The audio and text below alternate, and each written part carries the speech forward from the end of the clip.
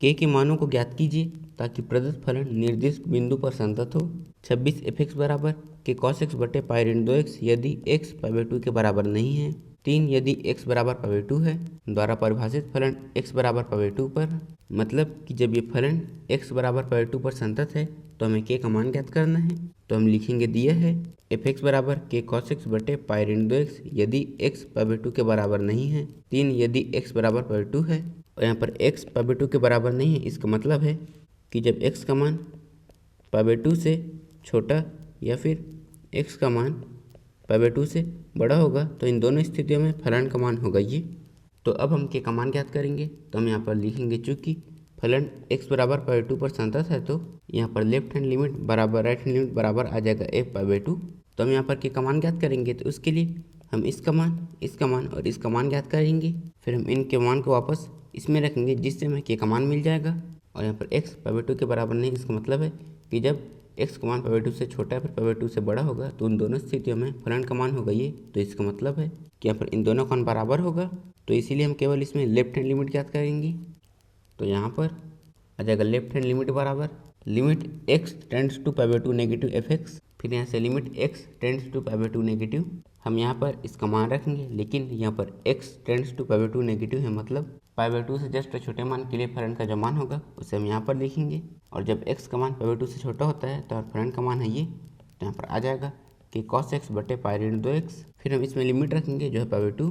तो हम यहाँ पर भी और यहाँ पर π/2 रखेंगे, लेकिन जब हम यहाँ पर π/2 रखेंगे तो 2 से 2 कट जाएगा तो यहाँ बचेगा पाई। तो यहाँ पर आ जाएगा पाई, फिर हम पाई घटाएंगे तो यहाँ पर आ जाएगा 0। और जब भी किसी के भी हर में 0 आ जाता है तो उसका मान परिभाषित नहीं होता, मतलब कि हम यहाँ पर π/2 से जस्ट छोटा वाला मान रखेंगे। तो उसके लिए हम लिमिट h वाली विधि का उपयोग करेंगे। तो यहाँ पर आ जाएगा लिमिट h टेंड्स टू 0, यहाँ पर k cos x की जगह में आ जाएगा π/2 ऋण h बटे पाई ऋण 2, यहाँ पर भी आ जाएगा π/2 ऋण h। फिर यहाँ पर लिमिट h टेंड्स टू 0, यहाँ पर k और cos π/2 माइनस h का मान हो जाएगा साइन h बटे यहाँ पर पाई। हम ऋण 2 का इसमें गुणा करेंगे तो पहले इसका इसमें गुणा होगा तो यहाँ पर 2 से 2 कट जाएगा तो यहाँ पर आ जाएगा ऋण पाई।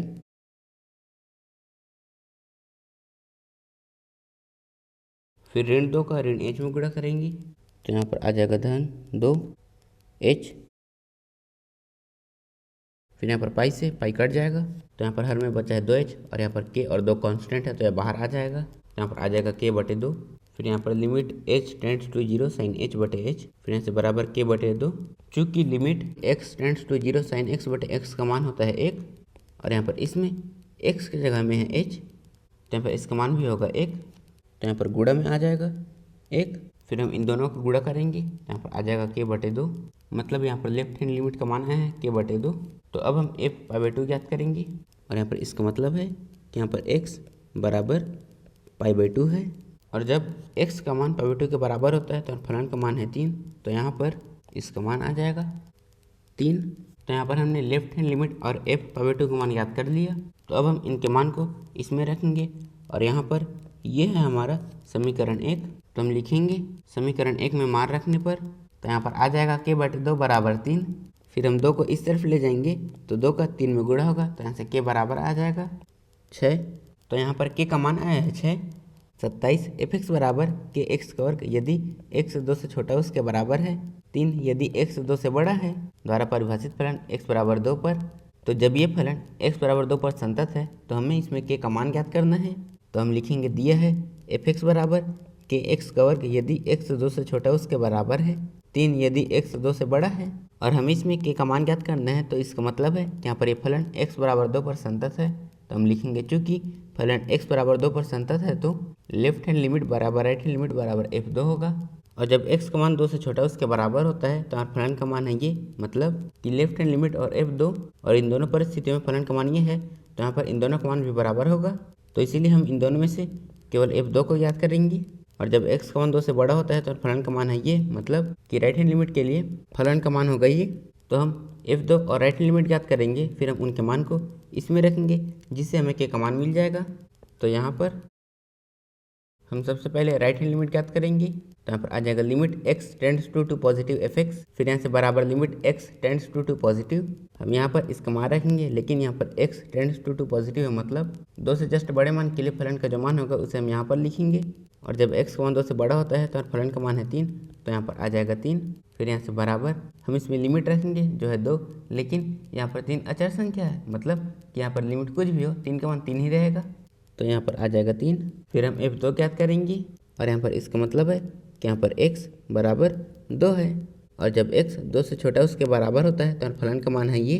और यहाँ पर इसमें x की जगह में है 2, तो हम इसमें भी x की जगह में 2 लिखेंगे, तो यहाँ पर आ जाएगा k, फिर यहाँ पर 2 का वर्ग, और 2 का वर्ग होता है 4, तो यहाँ से बराबर में आ जाएगा 4 k।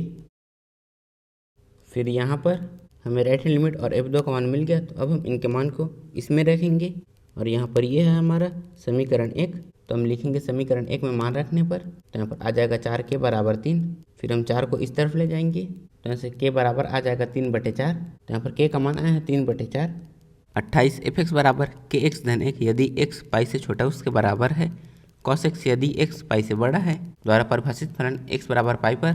तो जब ये फलन x बराबर पाई पर संतत है तो हमें इसमें k का मान ज्ञात करना है। तो यहाँ पर हम लिखेंगे दिया है fx बराबर kx धन 1 यदि x पाई से छोटा उसके बराबर है, cos x यदि x पाई से बड़ा है, तो हम इसमें k का मान ज्ञात करेंगे। तो इसका मतलब है कि यहाँ पर ये x बराबर पाई पर संतत है, तो हम लिखेंगे चूंकि फलन x बराबर पाई पर संतत है तो लेफ्ट हैंड लिमिट बराबर राइट हैंड लिमिट बराबर f पाई, और जब x का मान पाई से छोटा उसके बराबर होता है तो यहाँ पर फलन का मान है ये, मतलब लेफ्ट हैंड लिमिट और f पाई इन दोनों के लिए फलन का मान है ये, और यहाँ पर इन दोनों के लिए फलन का मान है ये, तो इसका मतलब है कि इन दोनों के मान भी आपस में बराबर होंगे। और जब x का मान पाई से बड़ा होता है तो और फलन का मान है cos x, मतलब कि राइट हैंड लिमिट के लिए फलन का मान होगा ये। तो यहाँ पर इन दोनों का मान बराबर होंगे, तो इसलिए हम इसमें f पाई याद करेंगे, और यहाँ पर हम इसमें राइट हैंड लिमिट याद करेंगे। फिर हम इन दोनों के मान को इसमें रखेंगे, जिससे हमें k का मान मिल जाएगा। तो यहाँ पर राइट हैंड लिमिट बराबर limit x tends to pi positive fx, फिर यहाँ से limit x tends to pi positive, हम यहाँ पर इसका मान रखेंगे, लेकिन यहाँ पर x tends to pi positive है, मतलब पाई से जस्ट बड़े मान के लिए फलन का जो मान होगा उसे हम यहाँ पर लिखेंगे। और जब x का मान पाई से बड़ा होता है तो फलन का मान है ये, तो यहाँ पर आ जाएगा cos x। यहाँ से बराबर हम इसमें लिमिट रखेंगे जो है पाई, तो यहाँ पर आ जाएगा cos पाई, फिर यहाँ से बराबर cos पाई का मान होता है ऋण 1, तो यहाँ पर आ जाएगा ऋण 1। तो यहाँ पर हमने राइट हैंड लिमिट याद कर लिया, तो अब हम f पाई याद करेंगे, और यहाँ पर इसका मतलब है कि यहाँ पर x बराबर पाई है, और जब x का मान पाई से छोटा उसके बराबर होता है तो फलन का मान है ये, लेकिन यहाँ पर इसमें x की जगह में है पाई, तो हम इसमें भी x की जगह में पाई लिखेंगे। तो यहाँ पर आ जाएगा k, यहाँ पर पाई धन 1। तो यहाँ पर हमने राइट हैंड लिमिट और f पाई इन दोनों का मान ज्ञात कर लिया है, तो अब हम इन दोनों के मान को इसमें रखेंगे, जहाँ पर ये है हमारा समीकरण 1। तो यहाँ पर हम लिखेंगे समीकरण 1 में मान रखने पर, तो यहाँ पर आ जाएगा k पाई धन 1 बराबर ऋण 1। फिर हम 1 को इस तरफ ले जाएंगे, तो यहाँ से k पाई बराबर आ जाएगा ऋण 1। फिर यहाँ से k पाई बराबर आ जाएगा ऋण 2। फिर हम पाई को इस तरफ ले जाएंगे, तो यहाँ से k बराबर आ जाएगा ऋण 2/पाई। तो यहाँ पर k का मान आया है ऋण 2/पाई। 29 fx बराबर kx धन 1 यदि x 5 से छोटा उसके बराबर है, 3x ऋण 5 यदि x 5 से बड़ा है, द्वारा परिभाषित फलन x बराबर 5 पर। तो जब ये फलन x बराबर 5 पर संतत है तो हम इसमें k का मान ज्ञात करना है। तो हम लिखेंगे दिया है fx बराबर kx धन 1 यदि x 5 से छोटा उसके बराबर है, 3x ऋण 5 यदि x 5 से बड़ा है, और हमें इसमें k का मान ज्ञात करना है। तो इसका मतलब है कि यहाँ पर फलन x बराबर 5 पर संतत है, तो हम लिखेंगे चूंकि फलन x बराबर 5 पर संतत है तो लेफ्ट हैंड लिमिट बराबर राइट हैंड लिमिट बराबर f5, और जब x का मान 5 से छोटा उसके बराबर है तो यहाँ पर फलन का मान है ये, मतलब कि लेफ्ट हैंड लिमिट और f5 इन दोनों के लिए फलन का मान होगा ये। और अगर इन दोनों के लिए फलन का मान है ये, तो यहाँ पर इन दोनों का मान भी बराबर होगा, और जब x का मान 5 से बड़ा है तो यहाँ पर फलन का मान है ये, मतलब कि राइट हैंड लिमिट के लिए फलन का मान होगा ये। और यहाँ पर इन दोनों के मान बराबर होंगे, तो इसीलिए हम f5 और राइट हैंड लिमिट ज्ञात करेंगे। फिर हम इनके मान को इसमें रखेंगे, जिससे हमें k का मान मिल जाएगा। तो यहाँ पर तो पहले हम राइट हैंड लिमिट ज्ञात करेंगे, तो यहाँ पर आ जाएगा limit x tends to 5 positive fx, तो यहाँ से बराबर limit x tends to 5 positive. हम यहाँ पर इसका मान रखेंगे, लेकिन यहाँ पर x टेंड्स टू 5 पॉजिटिव है, मतलब कि 5 से जस्ट बड़े मान के लिए फलन का जो मान होगा उसे हम यहाँ पर लिखेंगे। और जब x का मान 5 से बड़ा है तो यहाँ पर फलन का मान है ये, तो यहाँ पर आ जाएगा 3x ऋण 5। फिर यहाँ से बराबर हम इसमें लिमिट रखेंगे जो है 5, तो यहाँ पर आ जाएगा 3, फिर यहाँ पर 5 ऋण यहाँ पर 5, फिर 5 का 3 में गुणा करेंगे तो यहाँ से बराबर में आ जाएगा 15 ऋण 5। फिर हम 15 में 5 घटाएंगे तो यहाँ पर आ जाएगा 10।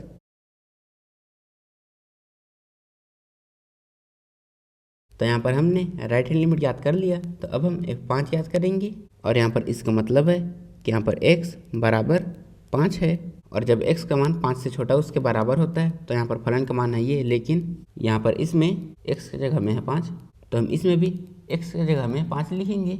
तो यहाँ पर आ जाएगा कि फिर यहाँ पर 5 धन 1, फिर यहाँ से बराबर हम 5 का k में गुणा करेंगे तो यहाँ पर आ जाएगा 5 k धन 1। तो यहाँ पर हमें राइट हैंड लिमिट और f5 इन दोनों का मान मिल गया, तो अब हम इनके मान को इसमें रखेंगे जहाँ पर यह है हमारा समीकरण 1। तो हम लिखेंगे समीकरण 1 में मान रखने पर, तो यहाँ पर आ जाएगा 5 के धन 1 बराबर 10। फिर हम 1 को इस तरफ ले जाएंगे तो यहाँ से 5 के बराबर आ जाएगा 10 ऋण 1, तो यहाँ से 5 के बराबर आ जाएगा 9। फिर हम 5 को इस तरफ ले जाएंगे तो यहाँ से k बराबर आ जाएगा 9/5। तो यहाँ पर k का मान आया है 9/5। 30 a तथा b के मानों को ज्ञात कीजिए ताकि f(x) बराबर 5 यदि x 2 से छोटा व उसके बराबर है, ax धन b यदि x 2 से बड़ा व 10 से छोटा है, 21 यदि x 10 से बड़ा व उसके बराबर है, द्वारा परिभाषित फलन एक संतत फलन हो। तो जब ये फलन संतत है तो हमें इसमें a तथा b के मान को ज्ञात करना है। तो यहाँ पर हम लिखेंगे दिया है f(x) बराबर 5 यदि x 2 से छोटा व उसके बराबर है, ax धन b यदि x 2 से बड़ा व 10 से छोटा है, 21 यदि x 10 से बड़ा उसके बराबर है। तो यहाँ पर तो हम इसमें a और b का मान ज्ञात करना है। तो इसका मतलब है कि यहाँ पर ये फलन संतत है, और यहाँ पर ये संतत है तो ये 2 पर भी संतत होगा और 10 पर भी संतत होगा। तो हम लिखेंगे चूंकि फलन संतत है तो x बराबर 2 पर भी संतत होगा। तो यहाँ पर लेफ्ट हैंड लिमिट बराबर राइट हैंड लिमिट बराबर f2 होगा, और जब x का मान 2 से छोटा हो उसके बराबर है तो फलन का मान है 5, और जब x का मान 2 से बड़ा है तो यहाँ पर फलन का मान है ax धन b। मतलब लेफ्ट हैंड लिमिट और f2 के लिए फलन का मान होगा ये, और राइट हैंड लिमिट के लिए फलन का मान होगा ये। तो यहाँ पर इन दोनों के लिए फलन का मान है ये, तो इसका मतलब है कि यहाँ पर इन दोनों का मान भी बराबर होगा। तो इसीलिए हम यहाँ पर केवल f2 और राइट हैंड लिमिट याद करेंगे, फिर हम उनके मान को इसमें रखेंगे। तो यहाँ पर आ जाएगा राइट हैंड लिमिट बराबर limit x tends to 2 positive fx, फिर यहाँ से limit x tends to 2 positive. हम यहाँ पर इसका मान रखेंगे, लेकिन यहाँ पर x टेंड्स टू 2 पॉजिटिव है, मतलब कि 2 से जस्ट बड़े मान के लिए फलन का जो मान होगा उसे हम यहाँ पर लिखेंगे। और जब x का मान 2 से बड़ा होता है तो यहाँ पर फलन का मान है ये, तो यहाँ पर आ जाएगा ax धन b। फिर हम इसमें लिमिट रखेंगे जो है 2, तो यहाँ पर आ जाएगा a यहाँ पर 2 धन b, फिर यहाँ से बराबर हम 2 का a में गुणा करेंगे तो यहाँ पर आ जाएगा 2, फिर यहाँ पर a धन b। तो यहाँ पर हमने राइट हैंड लिमिट ज्ञात कर लिया, तो अब हम f2 ज्ञात करेंगे। और यहाँ पर इसका मतलब है कि यहाँ पर x बराबर 2 है, और जब x का मान 2 से छोटा व उसके बराबर होता है तो यहाँ पर फलन का मान है 5, तो यहाँ पर आ जाएगा 5। तो यहाँ पर हमने राइट हैंड लिमिट और f2 का मान ज्ञात कर लिया। तो अब हम इनके मान को इसमें रखेंगे जहाँ पर यह है हमारा समीकरण 1। तो हम लिखेंगे समीकरण 1 में मान रखने पर, तो यहाँ पर आ जाएगा 2a धन b बराबर 5। तो जैसे यहाँ पर ये फलन 2 पर संतत है वैसे ही ये 10 पर संतत होगा। तो यहाँ पर हम लिखेंगे चूँकि फलन संतत है तो x बराबर 10 पर भी संतत होगा। यहाँ पर लेफ्ट हैंड लिमिट बराबर राइट हैंड लिमिट बराबर f10 होगा। फिर यहाँ पर जब x का मान 10 से छोटा है तो यहाँ पर फलन का मान है ये, और जब x का मान 10 से बड़ा हो उसके बराबर है तो यहाँ पर फलन का मान है ये। मतलब कि यहाँ पर राइट हैंड लिमिट और f10 के लिए फलन का मान होगा ये, तो यहाँ पर इन दोनों के लिए फलन का मान होगा ये, तो यहाँ पर इन दोनों का मान भी बराबर होगा। और जब x का मान 10 से छोटा है मतलब लेफ्ट हैंड लिमिट के लिए फलन का मान होगा ये, और यहाँ पर राइट हैंड लिमिट और f10 के लिए फलन का मान है ये।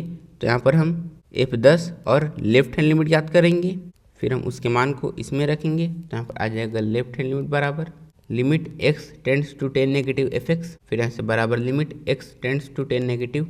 हम यहाँ पर इसका मान रखेंगे, लेकिन यहाँ पर x टेंड्स टू 10 नेगेटिव है, मतलब 10 से जस्ट छोटे मान के लिए फलन का जो मान होगा उसे हम यहाँ पर लिखेंगे। और जब x का मान 10 से छोटा है तो यहाँ पर फलन का मान है ये, तो यहाँ पर आ जाएगा ax धन b, फिर यहाँ से बराबर हम इसमें लिमिट रखेंगे जो है 10, तो यहाँ पर आ जाएगा a, फिर यहाँ पर 10 धन b, फिर यहाँ से बराबर हम 10 का a में गुणा करेंगे तो यहाँ पर आ जाएगा 10, यहाँ पर a धन b।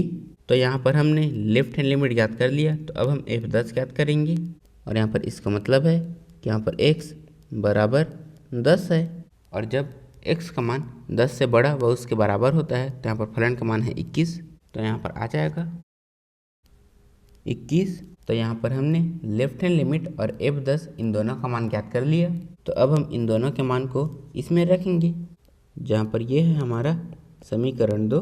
तो हम लिखेंगे समीकरण 2 में मान रखने पर तो यहाँ पर आ जाएगा 10 a धन b बराबर 21।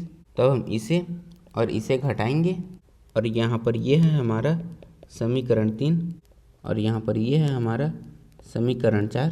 तो हम लिखेंगे समीकरण 3 व 4 को घटाने पर तो यहाँ पर आ जाएगा 2 धन b बराबर 5 और 10 धन b बराबर 21, और यहाँ पर हम इसमें इसे घटा रहे हैं तो यहाँ पर आ जाएगा ऋण, फिर यहाँ पर b से b कट जाएगा, फिर हम 2a में 10 से घटाएंगे तो यहाँ पर आ जाएगा ऋण 8a बराबर 5 में 21 घटाएंगे तो यहाँ पर आ जाएगा ऋण 16, फिर यहाँ पर ऋण से ऋण कट जाएगा, फिर हम 8 को इस तरफ ले जाएंगे तो यहाँ से a बराबर आ जाएगा 16/8, फिर यहाँ पर 8 एकम 8, 8 दूनी 16, तो यहाँ पर a का मान आ जाएगा 2।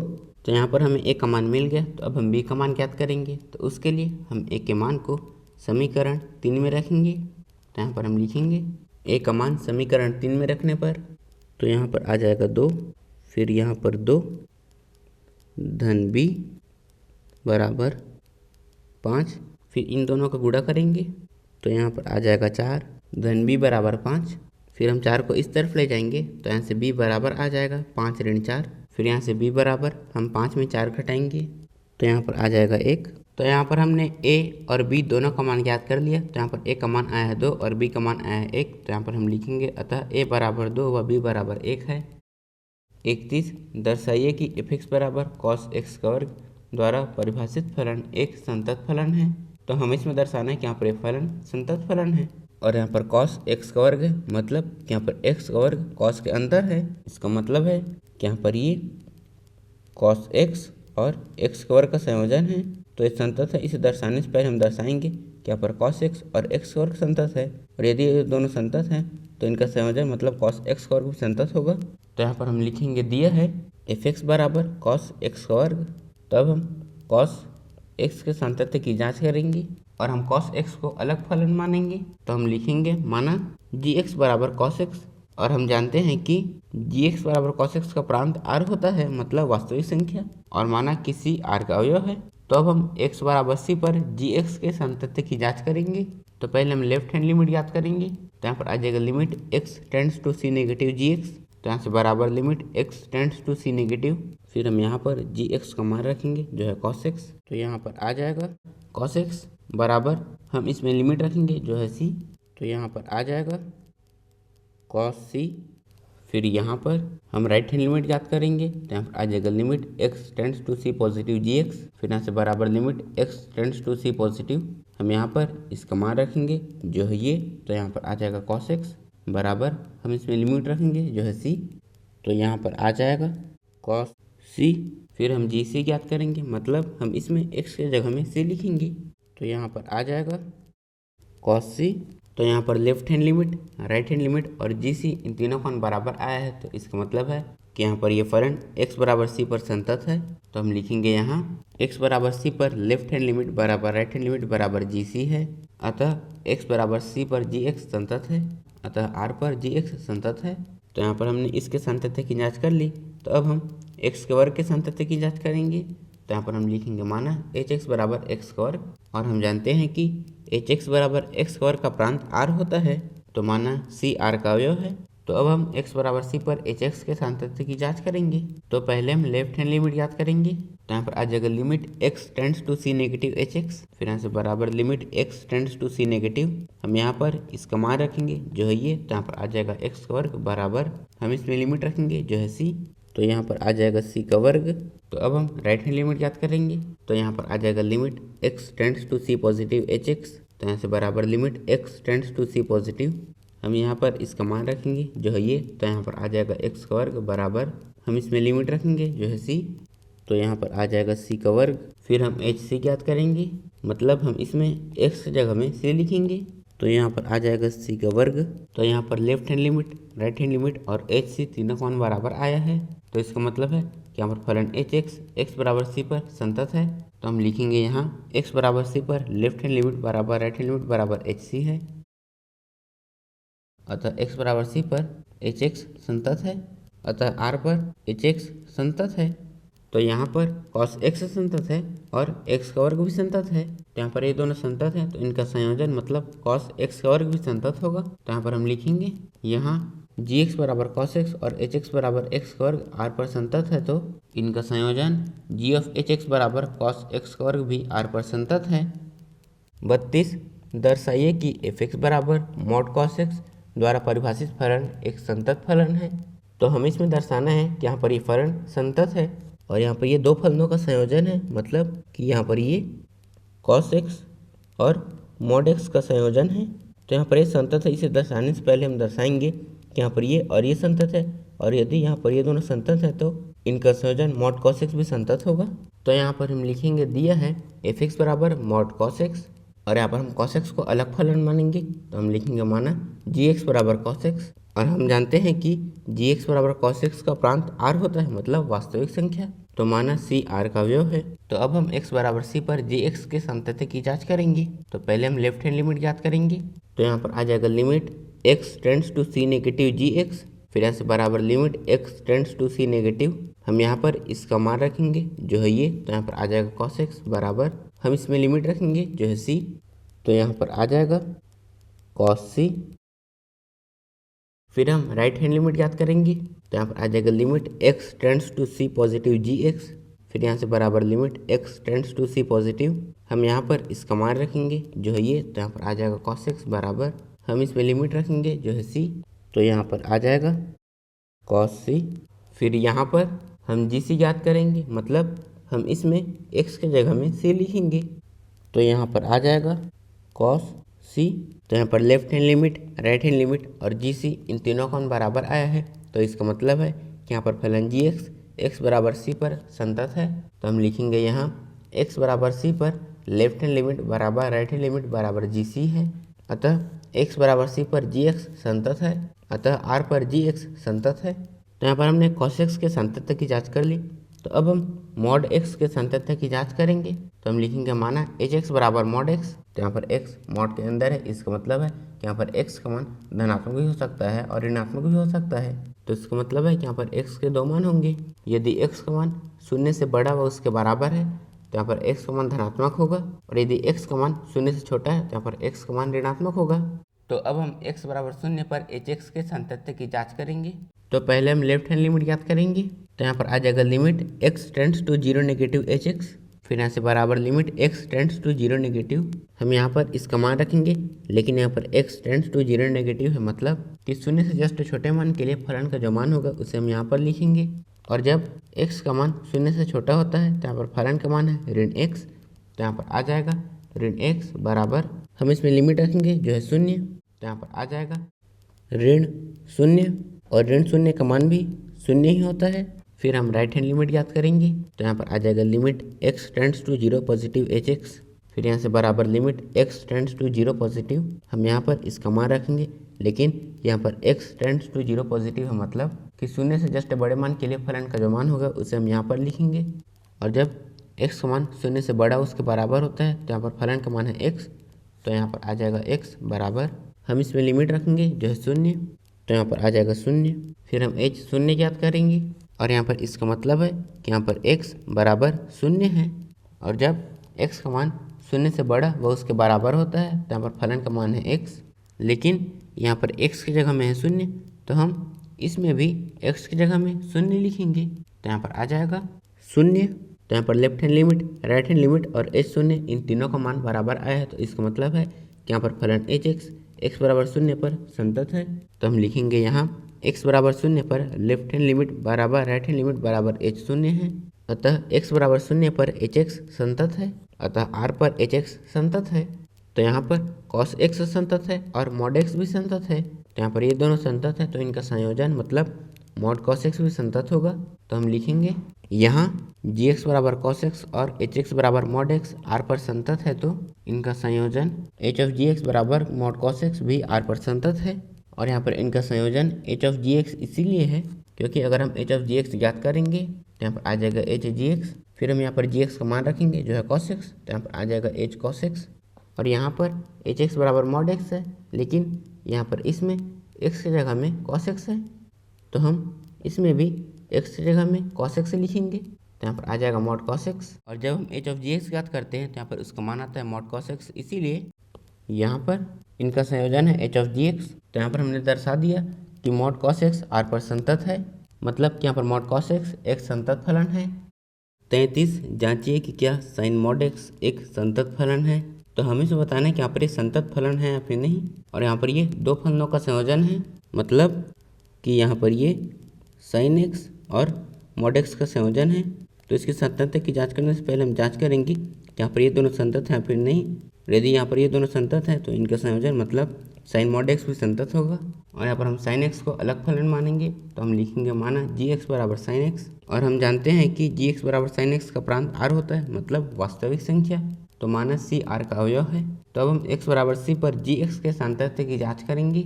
तो पहले हम लेफ्ट हैंड लिमिट ज्ञात करेंगे, तो यहाँ पर आ जाएगा limit x tends to c negative gx, तो यहाँ से बराबर limit x tends to c negative. हम यहाँ पर इसका मान रखेंगे जो है ये, तो यहाँ पर आ जाएगा sin x बराबर, हम इसमें लिमिट रखेंगे जो है c, तो यहाँ पर आ जाएगा sin c। फिर हम राइट हैंड लिमिट ज्ञात करेंगे, तो यहाँ पर आ जाएगा limit x tends to c positive gx, तो यहाँ से बराबर limit x tends to c positive. हम यहाँ पर इसका मान रखेंगे जो है ये, तो यहाँ पर आ जाएगा sin x बराबर, हम इसमें लिमिट रखेंगे जो है c, तो यहाँ पर आ जाएगा sin c। फिर हम gc ज्ञात करेंगे, मतलब हम इसमें x की जगह में c लिखेंगे, तो यहाँ पर आ जाएगा sin c। तो यहाँ पर left hand limit, right hand limit और gc इन तीनों का मान बराबर आया, तो इसका मतलब है कि यहाँ पर फलन gx x बराबर c पर संतत है। तो हम लिखेंगे यहाँ x बराबर c पर लेफ्ट हैंड लिमिट बराबर राइट हैंड लिमिट बराबर gc है, अतः x बराबर c पर gx संतत है, अतः r पर gx संतत है। तो यहाँ पर हमने sin x के संतत्य की जांच कर ली, तो अब हम mod x के संतत्य की जांच करेंगे। तो हम लिखेंगे माना hx बराबर mod x, यहाँ पर x mod के अंदर है, इसका मतलब है कि यहाँ पर x का मान धनात्मक भी हो सकता है और ऋणात्मक भी हो सकता है, मतलब कि यहाँ पर x के दो मान होंगे। यदि x का मान शून्य से बड़ा उसके बराबर होगा तो यहाँ पर x धनात्मक होगा, और यदि x का मान शून्य से छोटा होगा तो यहाँ पर x ऋणात्मक होगा। तो अब हम x बराबर शून्य पर hx के संतत्य की जांच करेंगे। तो पहले हम लेफ्ट हैंड लिमिट ज्ञात करेंगे, तो यहाँ पर आ जाएगा limit x tends to 0 negative hx, तो यहाँ से बराबर limit x tends to 0 negative. हम यहाँ पर इसका मान रखेंगे, लेकिन यहाँ पर x टेंड्स टू 0 नेगेटिव है, मतलब कि शून्य से जस्ट छोटे मान के लिए फलन का जो मान होगा उसे हम यहाँ पर लिखेंगे, और जब x का मान शून्य से छोटा होता है तो फलन का मान है ऋण x, तो यहाँ पर आ जाएगा ऋण x बराबर, हम इसमें लिमिट रखेंगे जो है शून्य, तो यहाँ पर आ जाएगा ऋण शून्य, और ऋण शून्य का मान भी शून्य ही होता है। फिर हम राइट हैंड लिमिट याद करेंगे, तो यहाँ पर आ जाएगा limit x tends to 0 positive hx, तो यहाँ से बराबर limit x tends to 0 positive. हम यहाँ पर इसका मान रखेंगे, लेकिन यहाँ पर x टेंड्स टू 0 पॉजिटिव है, मतलब कि शून्य से जस्ट बड़े मान के लिए फलन का जो मान होगा उसे हम यहाँ पर लिखेंगे, और जब x का मान शून्य से बड़ा हुआ उसके बराबर होता है तो यहाँ पर फलन का मान है x, तो यहाँ पर आ जाएगा x बराबर, हम इसमें लिमिट रखेंगे जो है शून्य, तो यहाँ पर आ जाएगा शून्य। फिर हम h शून्य ज्ञात करेंगे, और यहाँ पर इसका मतलब है कि यहाँ पर x बराबर शून्य है, और जब x का मान शून्य से बड़ा वो उसके बराबर होता है तो यहाँ पर फलन का मान है x, लेकिन यहाँ पर इसमें x की जगह में है शून्य, इसीलिए हम यहाँ पर इसमें भी x की जगह में शून्य लिखेंगे, तो यहाँ पर आ जाएगा शून्य। तो यहाँ पर left hand limit, right hand limit और h शून्य इन तीनों का मान बराबर आया है, तो इसका मतलब है कि यहाँ पर फलन hx x बराबर शून्य पर संतत है। तो हम लिखेंगे यहाँ x बराबर 0 पर लेफ्ट हैंड लिमिट बराबर राइट हैंड लिमिट बराबर h 0 है, अतः x बराबर 0 पर hx संतत है, अतः r पर hx संतत है। तो यहाँ पर साइन x भी संतत है और मॉड x भी संतत है, तो यहाँ पर ये दोनों संतत हैं, तो इनका संयोजन मतलब साइन मॉड x भी संतत होगा। तो यहाँ पर हम लिखेंगे यहाँ gx बराबर साइन x और hx बराबर मॉड x r पर संतत है, तो इनका संयोजन g ऑफ hx बराबर साइन मॉड x भी r पर संतत है। तो यहाँ पर साइन मॉड x एक संतत फलन है। 34 f(x) बराबर मॉड x ऋण मॉड x धन 1 द्वारा परिभाषित फलन f के सभी असांतत्यता के बिंदुओं को ज्ञात कीजिए। तो हम इसमें इस फलन के सभी असांतत्यता के बिंदुओं को ज्ञात करना है, मतलब हमें इसे बताना है कि यहाँ पर फलन किन किन बिंदुओं पर संतत नहीं है। तो उसके लिए हम इस फलन के सातत्य की जांच करेंगे। तो उसके लिए हम इन दोनों के सातत्य की जांच अलग अलग करेंगे, मतलब पहले हम जांच करेंगे कि यहाँ पर मॉड x संतत है फिर नहीं, फिर मॉड x धन 1 के सातत्य की जांच करेंगे, और यदि यहाँ पर ये दोनों संतत हैं तो f(x) बराबर मॉड x ऋण मॉड x धन 1 भी संतत होगा। तो हम लिखेंगे दिया है f(x) बराबर मॉड x ऋण मॉड x धन 1। तो अब हम इसे अलग फलन मानेंगे, तो हम लिखेंगे माना gx बराबर मॉड x, और यहाँ पर x मॉड के अंदर है, इसका मतलब है कि यहाँ पर x का मान धनात्मक भी हो सकता है और ऋणात्मक भी हो सकता है। और यहाँ पर x का मान किन बिंदुओं पर धनात्मक व ऋणात्मक होगा उसे ज्ञात करने के लिए हम x को 0 के बराबर रखेंगे। तो यहाँ पर आ जाएगा x बराबर 0, तो यहाँ पर x बराबर 0 आया है, तो इसका मतलब है कि जब x का मान 0 से बड़ा हो उसके बराबर होगा तो यहाँ पर x का मान धनात्मक होगा, और जब x का मान 0 से छोटा होगा तो यहाँ पर x का मान ऋणात्मक होगा। तो जब x का मान 0 से बड़ा उसके बराबर है तो यहाँ पर फलन का मान है x, और जब x का मान 0 से छोटा है तो यहाँ पर फलन का मान है ऋण x। तो इसीलिए हम x बराबर 0 पर gx के सातत्य की जांच करेंगे। तो पहले हम लेफ्ट हैंड लिमिट ज्ञात करेंगे, तो यहाँ पर आ जाएगा limit x tends to 0 negative gx, तो यहाँ से बराबर limit x tends to 0 negative. हम यहाँ पर इसका मान रखेंगे, लेकिन यहाँ पर x टेंड्स टू 0 नेगेटिव है, मतलब कि 0 से जस्ट छोटे मान के लिए फलन का जो मान होगा उसे हम यहाँ पर लिखेंगे, और जब x का मान 0 से छोटा है तो यहाँ पर फलन का मान है ऋण x। तो यहाँ पर आ जाएगा ऋण x बराबर, हम इसमें लिमिट रखेंगे जो है 0, तो यहाँ पर आ जाएगा ऋण 0, और ऋण 0 का मान भी 0 ही होता है। फिर हम राइट हैंड लिमिट ज्ञात करेंगे, तो यहाँ पर आ जाएगा limit x tends to 0 positive gx, तो यहाँ से बराबर limit x tends to 0 positive. हम यहाँ पर इसका मान रखेंगे, लेकिन यहाँ पर x टेंड्स टू 0 पॉजिटिव है, मतलब कि 0 से जस्ट बड़े मान के लिए फलन का जो मान होगा उसे हम यहाँ पर लिखेंगे, और जब x का मान 0 से बड़ा व उसके बराबर है तो यहाँ पर फलन का मान है x। तो यहाँ पर आ जाएगा x बराबर, हम इसमें लिमिट रखेंगे जो है 0, तो यहाँ पर आ जाएगा 0। फिर हम g0 ज्ञात करेंगे, और यहाँ पर इसका मतलब है कि यहाँ पर x बराबर 0 है, और जब x का मान 0 से बड़ा उसके बराबर होता है तो यहाँ पर फलन का मान है x, लेकिन यहाँ पर इसमें x की जगह में है 0, तो हम इसमें भी x की जगह में 0 लिखेंगे, तो यहाँ पर आ जाएगा 0। तो यहाँ पर left hand limit, right hand limit और g0 इन तीनों का मान बराबर आया है, तो इसका मतलब है कि यहाँ पर फलन gx x बराबर 0 पर संतत है। तो हम लिखेंगे यहाँ x बराबर 0 पर लेफ्ट हैंड लिमिट बराबर राइट हैंड लिमिट बराबर g0 है, अतः x बराबर 0 पर gx संतत है, अतः r पर gx संतत है। तो यहाँ पर हमने इसके सातत्य की जांच कर ली, तो अब हम इसके सातत्य की जांच करेंगे, तो हम लिखेंगे माना hx बराबर मॉड x धन 1, और यहाँ पर x धन 1 मॉड के अंदर है, तो इसका मतलब है कि यहाँ पर x धन 1 का मान धनात्मक भी हो सकता है और ऋणात्मक भी हो सकता है। तो यहाँ पर इसका मान किस बिंदु पर धनात्मक व ऋणात्मक होगा उसे ज्ञात करने के लिए हम x धन 1 को 0 के बराबर रखेंगे। तो यहाँ पर आ जाएगा x धन 1 बराबर 0, फिर हम 1 को इस तरफ ले जाएंगे, तो यहाँ से x बराबर आ जाएगा ऋण 1, तो यहाँ पर x बराबर ऋण 1 आया है, तो इसका मतलब है कि जब x का मान ऋण 1 से बड़ा व उसके बराबर होता है तो यहाँ पर x धन 1 का मान धनात्मक होता है, और जब x का मान ऋण 1 से छोटा होता है तो यहाँ पर x धन 1 का मान ऋणात्मक होता है। तो जब x का मान ऋण 1 से बड़ा उसके बराबर है तो यहाँ पर फलन का मान है x धन 1, और जब x का मान ऋण 1 से छोटा है तो यहाँ पर फलन का मान है ऋण x धन 1। तो इसीलिए हम x बराबर ऋण 1 पर hx के सातत्य की जांच करेंगे। तो पहले हम लेफ्ट हैंड लिमिट ज्ञात करेंगे, तो यहाँ पर आ जाएगा limit x tends to -1 negative hx, तो यहाँ से बराबर limit x tends to -1 negative. हम यहाँ पर इसका मान रखेंगे, लेकिन यहाँ पर x टेंड्स टू -1 नेगेटिव है, मतलब कि ऋण 1 से जस्ट छोटे मान के लिए फलन का जो मान होगा उसे हम यहाँ पर लिखेंगे, और जब x का मान ऋण 1 से छोटा है तो यहाँ पर फलन का मान है ये, तो यहाँ पर आ जाएगा ऋण x धन 1 बराबर, हम इसमें लिमिट रखेंगे जो है ऋण 1, तो यहाँ पर आ जाएगा ऋण, यहाँ पर ऋण 1 धन यहाँ पर 1, फिर इससे ये कट जाएगा, तो यहाँ से बराबर में आ जाएगा ऋण 0, फिर हम ऋण का इसमें गुणा करेंगे, तो यहाँ से बराबर में आ जाएगा 0, फिर हम राइट हैंड लिमिट याद करेंगे, तो यहाँ पर आ जाएगा limit x tends to -1 positive hx, तो यहाँ से बराबर limit x tends to -1 positive. हम यहाँ पर इसका मान रखेंगे, लेकिन यहाँ पर x टेंड्स टू -1 पॉजिटिव है, मतलब कि ऋण 1 से जस्ट बड़े मान के लिए फलन का जो मान होगा उसे हम यहाँ पर लिखेंगे, और जब x का मान ऋण 1 से बड़ा और उसके बराबर होता है तो यहाँ पर फलन का मान है ये, तो यहाँ पर आ जाएगा x धन 1 बराबर, हम इसमें लिमिट रखेंगे जो है ऋण 1, तो यहाँ पर आ जाएगा ऋण 1 धन 1, फिर इससे ये कट जाएगा तो यहाँ से बराबर में आ जाएगा 0।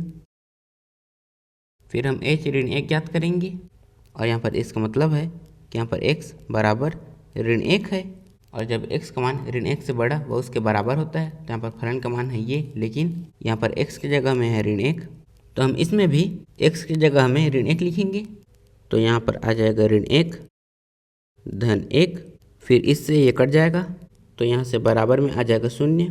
तो यहाँ पर left hand limit, right hand limit और h ऋण 1 तीनों का मान बराबर आया है, तो इसका मतलब है कि यहाँ पर फलन hx x बराबर ऋण 1 पर संतत है।